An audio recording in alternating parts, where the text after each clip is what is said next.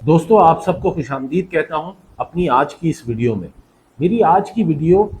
Continuation है उसी video की जो लास्ट वीडियो मैंने अपलोड करी थी regarding the story of the Babylon city. हमने अपनी पिछली वीडियो का इख्तिताम किया था कि जब हमने ये जाना था कि बख्त नज़र दोयम ने जेरूशलम शहर पर हमला किया, वो जंग जीती और वहाँ से यहूदी उलमाओं को और उन हजरात को जो उस सोसाइटी पे बड़ा इन्फ्लुएंस रखते थे, उनको कैदी बनाकर अपने साथ बेबीलोन शहर ले आया था। और उन कैदियों में अल्लाह के दो नबी भी मौजूद थे, यानी हज़रत दानियाल अलैहिस्सलाम और हज़रत उज़ैर अलैहिस्सलाम। आज की इस वीडियो में हम ये जानेंगे कि उसके बाद क्या हुआ, उसके बाद कहानी किस तरह आगे बढ़ी। अल्लाह ने हज़रत दानियाल अलैहिस्सलाम को जो इल्म मुअज्जे के तौर पर अता किया था वो था कि दानियाल अलैहिस्सलाम लोगों को उनके ख्वाबों की ताबीर बताते थे। अब दानियाल अलैहिस्सलाम तो बख्त नज़र दोयम की कैद में है। अब हम ये जानते हैं कि किस तरह दानियाल अलैहिस्सलाम बख्त नज़र की कैद से बाहर आते हैं और उसकी काबीना में या उसकी कैबिनेट में एक बहुत ही अहम पोजीशन हासिल करते हैं। एक रात बख्त नज़र दोयम को एक ख्वाब आता है जिसके अंदर वो एक बहुत बड़ा मुजस्समा देखता है। वो मुजस्समा 4 मुख्तलिफ धातों से बना हुआ है। उस मुजस्समे का सर गोल्ड का,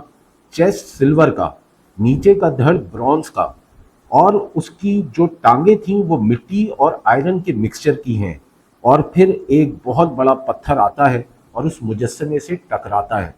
और फिर वो क्या देखता है कि एक क़यामत का मंजर है जो उस मुजस्समे के गिर्द बपा हो गया है और वो मुजस्समा टूट गया है। जब बख्त नज़र दोयम सोकर उठता है तो बहुत परेशान होता है और फिर वो अपने दरबार में मौजूद तमाम जादूगरों को, अपने तमाम वजीरों को अपना ये ख्वाब सुनाता है और उनसे इस ख्वाब की ताबीर पूछता है। फिर वो लोग अपनी अपनी ताबीर उसको बताते हैं, यहाँ तक कि बख्त नज़र वो ताबीरें सुनकर मुतमईन नहीं होता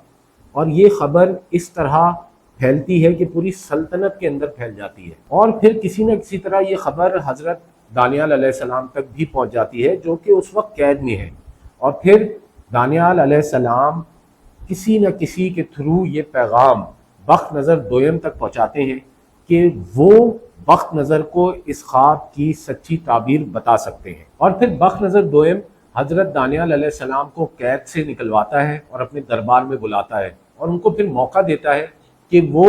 बख्त नज़र को उसके ख्वाब की सही हकीकत या ताबीर बता सके। और फिर हज़रत दानियाल अलैहिस्सलाम उस ख्वाब की ताबीर बख्त नज़र दोयम को कुछ इस तरह बताते हैं कि जो ख्वाब में आपने एक मुजस्समा देखा है जो कि 4 मुख्तलिफ धातों का बना हुआ है,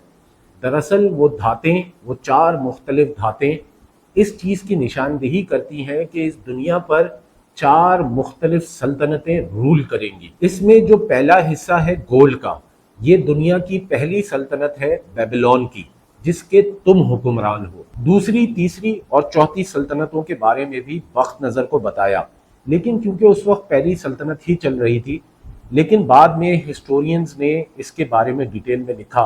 कि सेकंड पार्ट जो था, जो कि सिल्वर का था, उसको तशबीह दी थी हज़रत दानियाल ने पर्शियन एम्पायर से। उसके बाद जो तीसरा हिस्सा था जो कि ब्रॉन्ज का था, उसको तशबीह दी थी रोमन एम्पायर से। और जो चौथा पार्ट था जो कि मिक्सचर था मिट्टी और आयरन का, उसको तशबीह दी थी मुसलमान हुक्मरानों से। क्योंकि अगर आप देखें तो जिस ज़माने में मुसलमान सल्तनतें थीं उसी ज़माने में छोटी छोटी और सल्तनतें भी मौजूद थीं। यानी किस तरह उस दौर में दुनिया पर एक मिक्स टाइप हुकूमत होगी और फिर आखिर के अंदर उस बड़े से पत्थर का आना और उस मुजस्समे को लगना और फिर उस मुजस्समे के टूट जाने को तशबीह दी गई उस क़यामत के वक्त से कि किस तरह एंड ऑफ टाइम पर एक दफ़ा फिर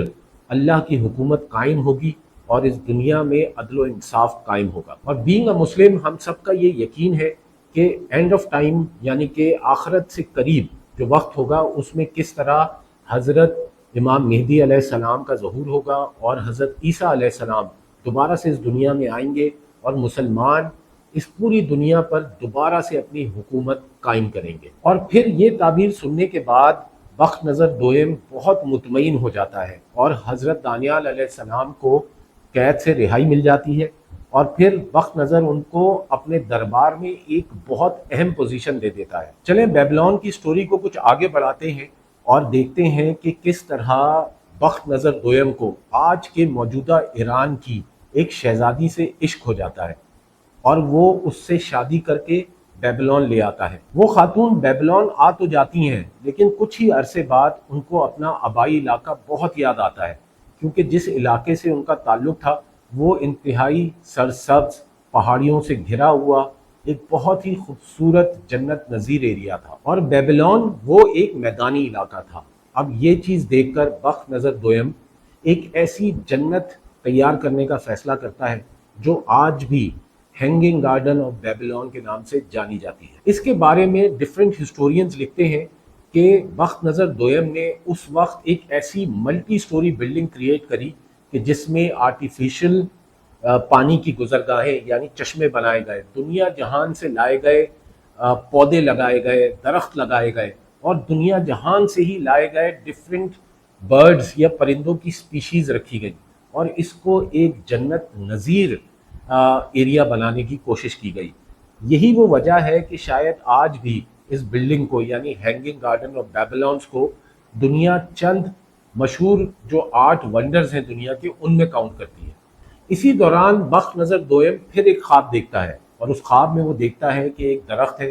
جو کہ ایک انتہائی بڑا درخت ہے جو کہ آسمانوں کو چھو رہا ہے۔ اس درخت پر بہت سارے چرند پرند موجود ہیں، اور وہ درخت ایک انتہائی خوبصورت ویلی کے اندر ہے۔ اور پھر وہ دیکھتا ہے کہ آسمان سے ایک فرشتہ اترتا ہے جو اس درخت کے تنے کو کاٹتا ہے، اور جب وہ درخت کٹ جاتا ہے تو جو تنا اس کا زمین پہ رہ جاتا ہے اس کو زنجیر سے باندھ دیا جاتا ہے۔ یہ خواب دیکھ کر بخت نظر دویم پھر بہت پریشان ہوتا ہے اور پھر سے اپنے دربار میں موجود وزیروں مشیروں کو جمع کرتا ہے، ان کو یہ خواب بتاتا ہے اور ان سب سے اس کی تعبیر پوچھتا ہے۔ پھر سے وہ تمام لوگ اپنے اپنے طریقے سے اس خواب کی تعبیر بتاتے ہیں، لیکن بخت نظر دویم ان تعبیریں سننے کے بعد مطمئن نہیں ہوتا، اور پھر وہ حکم دیتا ہے کہ حضرت دانیال علیہ السلام کو بلایا جائے، اور پھر وہ حضرت دانیال علیہ السلام کو یہ خواب سناتا ہے۔ اور پھر حضرت دانیال علیہ السلام جب یہ خواب سنتے ہیں تو اللہ کے حکم سے اس کی تعبیر کچھ اس طرح بتاتے ہیں کہ یہ جو درخت ہے یہ آپ ہے،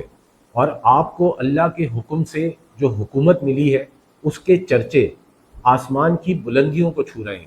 یعنی اس کے چرچے پوری دنیا میں ہیں۔ لیکن اگر آپ نے اپنی طرز حکومت کو تبدیل نہیں کیا اور اپنی روش تبدیل نہیں کری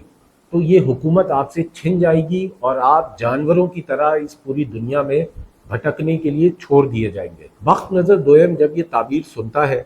تو خاموش رہتا ہے، کیونکہ دل ہی دل میں وہ یہ چیز بہت اچھی طرح جانتا ہے کہ حضرت دانیال علیہ السلام جو بھی کچھ کہہ رہے ہیں وہ بالکل سچ کہہ رہے ہیں، لیکن وہ مجبور تھا کیونکہ وہ اپنے آپ کو خدا سمجھتا تھا، اور خاص طور پر جب سے اس نے یہ ہینگنگ گارڈن آف بیبلون تعمیر کیے تھے اس کے بعد سے تو وہ خدائی کا دعویٰ دار ہو چکا تھا، اور پھر اس کی اسی سوچ کی وجہ سے ایک دن اللہ کا عذاب آتا ہے اور بخت نظر دویم دیوانہ ہو جاتا ہے۔ ہسٹورینز لکھتے ہیں کہ شاید اس کی یہ دیوانگی کا عرصہ کوئی 7 سال پہ محیط تھا، اور اس دوران بخت نظر دویم جانوروں کی طرح بیبلون شہر اور اس کے ارد گرد بھٹکتا رہتا تھا۔ اور پھر جب بخت نظر دویم اپنے سینسز میں واپس آتا ہے تو وہ توبہ کرتا ہے اور یہ عہد کرتا ہے کہ وہ ایک اللہ کی راہ پر چلے گا۔ اللہ نے اس کی توبہ کو قبول کیا اور بخت نظر دویم کو پھر سے بیبلون شہر کی حکومت عطا کر دی۔ اسی طرح وہ کچھ عرصے زندہ رہا اور پھر مر گیا۔ دوستو، ہم اپنی سٹوری کے سٹارٹ میں یعنی پچھلی ویڈیو کے سٹارٹ میں ہم یہ چیز کا ذکر کر چکے ہیں کہ بیبلون شہر کی بنیاد ظلم اور کفر پہ رکھی گئی تھی،